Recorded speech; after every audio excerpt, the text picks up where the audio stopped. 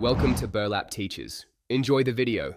You begin by securing your data and tools, back up critical files, then make a Windows 10 recovery USB so you can boot if necessary. Once done, check disk space and disconnect non-essential peripherals to reduce variables. Now run command prompt as administrator from the recovery environment and prepare to run system checks. This gives you access to powerful repair utilities that can fix corrupted system files without a full reinstall. You now run disk and system integrity tools.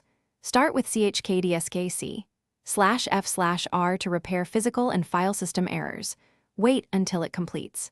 Next, run sfc/scano to replace corrupted system files, then dism/online/cleanupimage/restore health to fetch healthy components from Windows Update.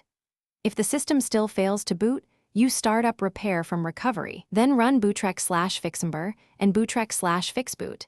These steps you finish by verifying boot and core services. If Windows starts, run Windows Update and drivers to prevent recurrence. If repairs fail, use system restore to revert to a known good state. Make sure restore points exist. As a last resort, reset Windows keeping your files or perform a clean install.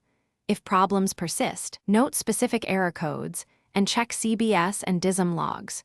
Those details let support or forums give.